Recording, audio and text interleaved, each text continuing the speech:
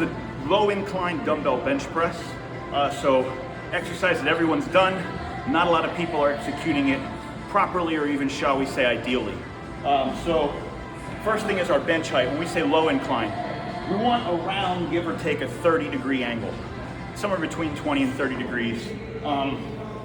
Most people, when they think incline, the angle is much steeper, right around 45 degrees or even a little more. We want to be somewhere between flat and truly inclined. The purpose for that is we can get really good kind of upper and lower chest stretch while preserving some shoulder health. That 30-degree angle is optimal for most shoulders. From there, a couple things to talk about. So when we say most people execute this improperly, or at least not ideally, a lot of people, this becomes an ego lift, and they'll only go halfway down and just kind of do partial reps. Partial reps have a purpose, although for most people they're overrated. But what we don't want to see for sure is that we're just stopping. We want to make sure that as we come down, we're utilizing a full range of motion. You're going to see that's going to be all the way down where those weights literally come to, touching my chest shoulder. The reason for that is on a dumbbell bench press, the whole point is we're recruiting more shoulder stabilizers. So we want to take that shoulder through a full range of motion, as well as the fact that a full range of motion is going to adequately get a pec stretch, all the way down, all the way through. So again, the purpose of the dumbbells is we can get a better chest stretch with more comfortable shoulder recruitment than a barbell bench and things like that for people. So we don't want to skimp range of motion. The other thing you're going to see here, I'm going over this before I demonstrate just because it's hard to do both, is I'm going to keep my legs planted throughout. And as I press, I'm going to make sure that I'm just subtly pushing through my heels. What that's going to do is connect my core and my rib cage to the movement.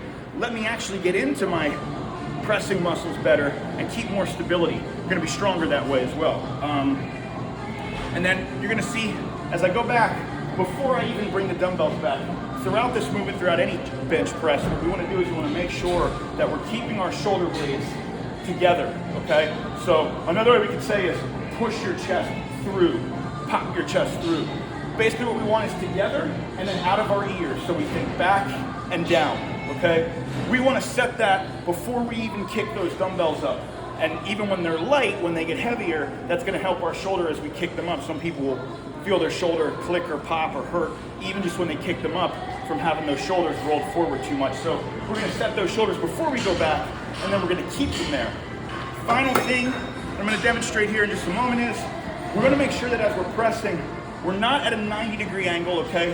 While this does get a little bit of a better stretch on the chest, it's going to put our shoulder in a potentially compromising position. So we want to make sure that we're staying at around a 45-degree angle, and our hands and our elbows will match that, okay? We're not neutral with the elbows smashed in, but we're also not fully, perpendicular to the body at a 90-degree angle. We're about 45 degrees with the elbow and the wrist. So what it's going to look like is this.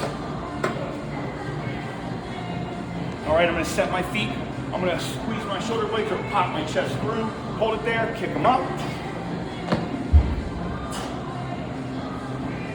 And then when I come down, what I want to think about is those shoulder blades stay tight together is rowing those weights down.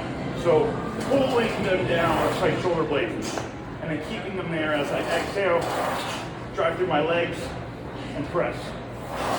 So squeeze, pull through, and you'll see I'm at that 45-degree angle. I'm not out here, I'm not here. All right? This is the low incline dumbbell bench press.